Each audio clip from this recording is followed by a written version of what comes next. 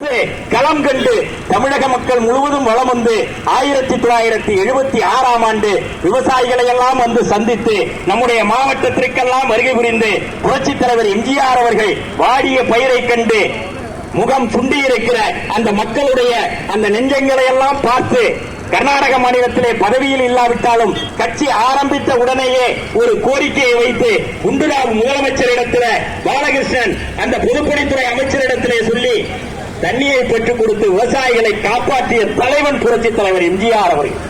அந்த இயக்கத்திலே நாங்கள் வாக்குகள் சேகரிக்கிறோம். கொட்டு முரசிற்கு வாக்கு சேகரிக்கிறோம் என்று சொன்னால் சாதாரணமாக எண்ணிவிடாதீர்கள். கூட்டணி கட்சிக்காக இந்த இயக்கம் பாடுபடுகிறது என்று சொன்னால் அதை கொச்சைப்படுத்தாதீர்கள். நீங்கள் உதயநிதி செல்லுகிற இடமெல்லாம் 29 பைசா என்று சொல்லி மத்திய அரசை விமர்சிக்கிறார். அவர் விமர்சிப்பதற்கு அந்த பையனுக்கு விளையாட்டுத்துறை அமைச்சர் விளையாடுகிறார். தமிழ்நாட்டில் வினை அறுத்து விடுவார்கள் தமிழ்நாட்டு மக்கள். புரிந்து கொள்ளுங்கள். கற்களை தோற்கடித்த பூமி இது. பெருந்தலைவர் காமராஜர் அவர்களை தோற்கடித்த பூமி இது. விளையாடாதீர்கள். உங்கள் தாத்தா அப்பாவுடைய செயல்களை புரட்டி பாருங்கள், வரலாற்றை பாருங்கள். மத்திய அரசை எதிர்த்துக் கொண்டு கவர்னரை எதிர்த்துக் கொண்டு சட்டசபையை இயக்க வேண்டும் என்று எண்ணுவீர்கள். அதற்கு உங்களுக்கு மத்திய அரசு கவர்னரை ஒத்துழைப்பார்களா? மற்ற மாநிலங்களுக்கு அதிக நிதி கொடுக்கிறார்கள், இங்கே கொடுக்கவில்லை என்று சொன்னால் நீங்கள் தயந்து பெற்றிருக்க வேண்டும்.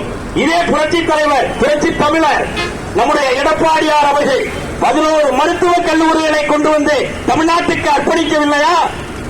எய்ம்ஸ் மருத்துவமனையை கொண்டு வரவில்லையா? இப்படி பல்வேறு நலத்திட்டங்களை மத்திய அரசிடமிருந்து பெற்று மாநிலங்களுக்கு செய்யவில்லையா? தமிழ்நாட்டுக்கு மக்களுக்கு செய்யவில்லையா? பயிர் இன்சூரன்ஸ் செய்து கொடுத்தார், நிவாரணத்தை அள்ளி கொடுத்தார். நீங்கள் இன்றைக்கு குறுவையை 5 லட்சம் ஏக்கரிலே சாகுபடி செய்ய சொல்லிவிட்டு இன்றைக்கு என்ன செய்தீர்கள்?